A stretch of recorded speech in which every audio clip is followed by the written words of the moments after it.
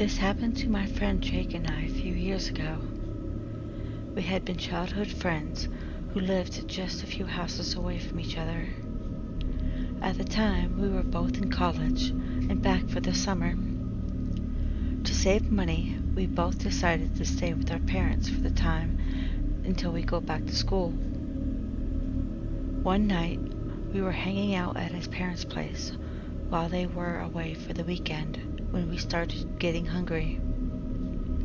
Even though I knew how to cook, thanks to culinary school, neither one of us felt like cooking, and we just wanted something simple that wouldn't require any cleanup. There was a McDonald's a couple of blocks away, so we decided to head there for some food. It was only 8 p.m., so we knew we could easily make it to McDonald's within 5 minutes, well before their 11 p.m. closing time. On the way there, we talked about everything from his boyfriend to our upcoming plans. Once we got there, it was pretty quiet inside. There was a couple who looked to be around our age, deep in conversation, who were nearly done with their food, sitting at one of the tables closest to us. The guy wore jeans and a t-shirt with a picture of what looked to be from a video game. She wore leggings and a shirt that had a sleeping cat on the front. Then, on the other side of the room, was a guy who seemed to be either in his late 50s or early 60s, sitting there with an empty tray in front of him. I noticed his mouth was moving slightly, but no sound was coming out. Thinking maybe he was just singing to the song that was playing over the radio, I just shrugged it off. His clothes looked old and faded, with a few holes. He didn't have the look of someone homeless, but rather of someone who had worn his clothes for many years. Jake and I walked up to the counter to place our order, but before we could, the cashier whispered to us to stay clear of the older gentleman if we were planning on eating there. She mentioned that he yelled at the younger couple earlier for sitting only 5 tables away. She said that he was warned that if he did it again, he would have to leave.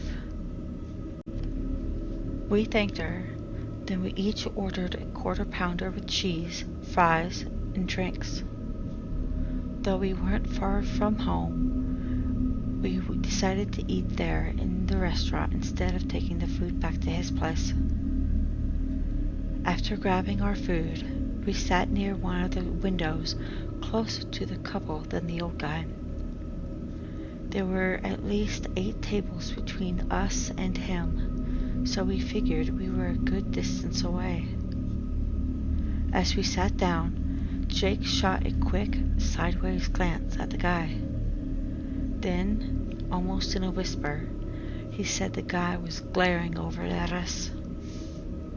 I just told Jake to ignore the guy and let's just eat our food. We started talking at a normal volume, not wanting to be rude by being too loud and bothering everyone else. The cashier across the room couldn't even hear us. Occasionally, one of us would laugh at something the other one said. At first, we didn't notice it because we were so engrossed in our conversation that we didn't know what the old man was doing. It wasn't until we were halfway done with our meal that we were both quiet for a few seconds while we ate that we heard the old man making weird, growling noises. From his vantage point, Jay could see him better and said that he was still staring at us while making a weird face. I'm the type that doesn't like confrontation, so I suggested that we just finish our food on the way back to his house. Jake agreed, since he didn't want to cause a scene, so we grabbed our stuff and got up to leave. Once outside, we started walking back towards Jake's house when we heard someone call from behind us.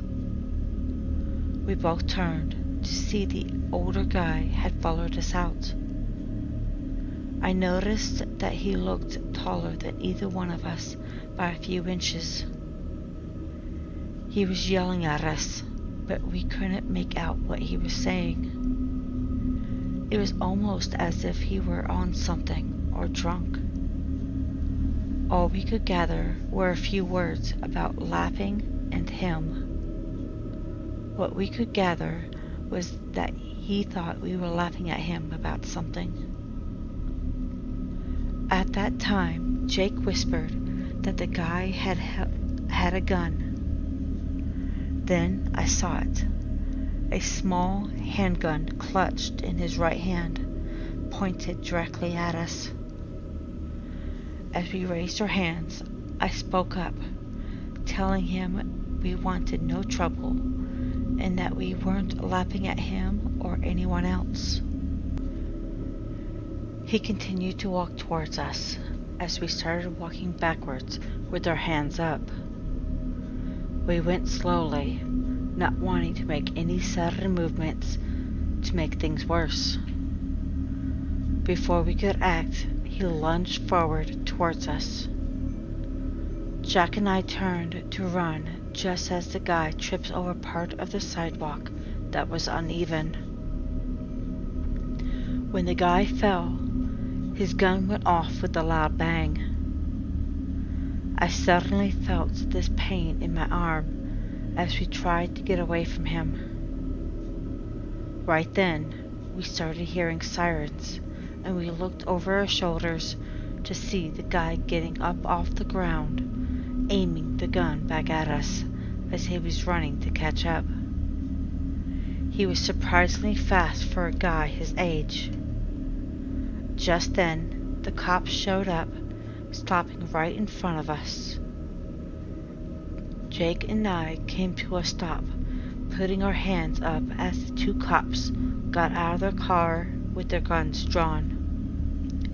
The guy who was chasing us kept coming towards us with the gun in his hand. One of the cops kept his aim on us, while the other cop moved positions to aim at the other guy, yelling at him to drop the gun. The guy just kept running towards us, like the cop wasn't even there, muttering something about how he was going to kill us. The cop warned the guy again, yet it was like his words fell on deaf ears. When he was about 15 feet away from us, Jake and I suddenly heard a gunshot, which made us jump, scaring us. For a split second, with his gun still pointed at us, I thought the guy had shot, but then he fell backwards. It was in that moment I realized the cop had fired. The old guy was now gripping the arm he had held the gun, now flying feet away from him, and cried out in pain. Just then, another cop car and an ambulance arrived on the scene. Over the next hour, everything seemed to be a blur. What we do remember was being told that it was both the cashier and the couple who saw the guy pull out the gun as he followed us out. The workers had the couple stand behind the counter, away from the glass windows, while they called 911, explaining what they had witnessed. I had my arm looked at, and luckily it wasn't as bad as it felt. Apparently, the bullet grazed my arm, and I didn't even need stitches. The EMT bandaged it up and gave me a shot just in case.